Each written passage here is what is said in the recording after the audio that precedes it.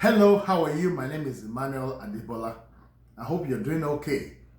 You're welcome to the Entrepreneur's Journey, which is made available by ANA Global. We're a social enterprise that is fully committed to facilitating professionalism and economic viability among Black-owned and operated businesses. This is the Entrepreneur's Journey, and it's a podcast, if you will, that is aimed at supporting you on your journey of entrepreneurship, from being an aspiring entrepreneur to being a growth entrepreneur to being a full-fledged entrepreneur. We want to stay with you the long run.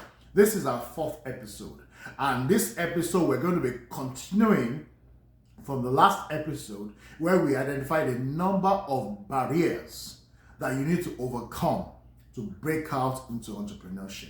Today, I'll be continuing from there, and I'll be touching on 3 main things. The first one is inconsistency. Beware of inconsistency. There's power in being consistent, doing the same thing until you get a good result. Life will test your resolve if you want to be an entrepreneur. Just like with every phase of life, we face tests. Entrepreneurship is no less different, because it's not enough to have a desire. You will soon find out that your commitment will be tested to the max. It will be tested by environmental conditions. It will be tested by your own temperament when you be like, I'm tired. You know, that's not uncommon. Because usually when you start out, you end up doing majority of the work, if you will. But along the line, you then find people to support you at different areas. If care is not taken, there's a tendency for you to give up too soon and say, oh, I'm tired. Because the excitement that you started with most likely will fade. And so you need to have a way of finding the self-drive to keep you passionate. How can you get that self-drive? Surrounding yourself with positive-minded people.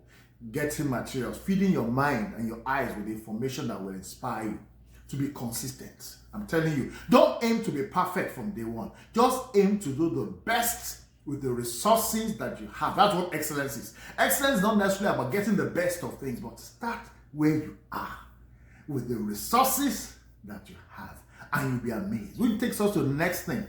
A major reason why people don't step out is because they make a mountain out of a molehill rather than start small.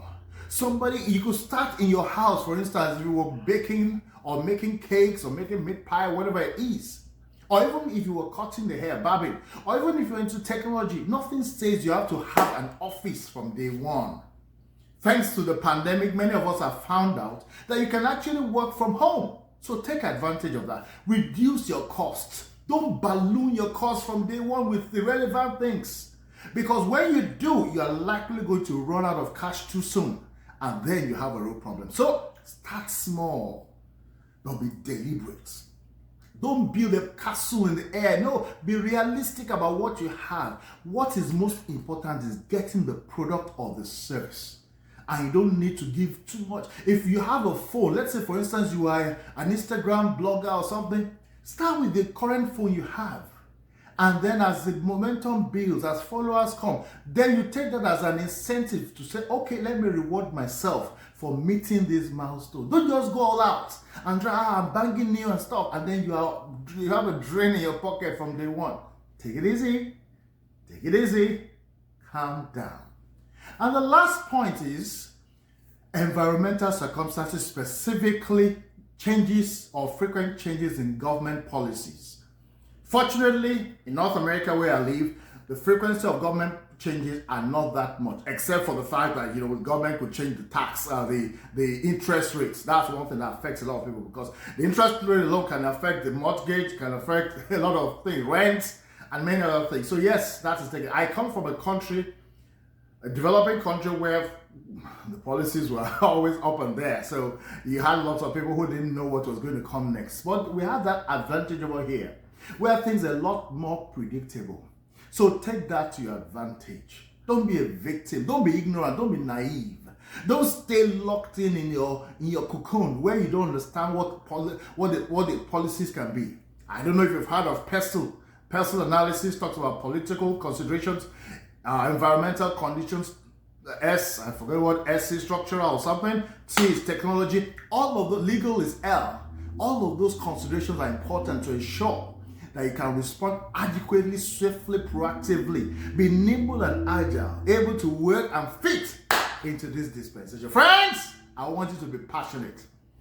Be passionate about what you do and bug out there. Don't let this year be one where you just keep procrastinating, which is one of the things we identified in the last session. Don't let procrastination steal your time. You don't need to wait for conditions to be perfect. Step out with what you have and make something happen. Till I come your way next time, have a good one. No dulling. Cheers and bye.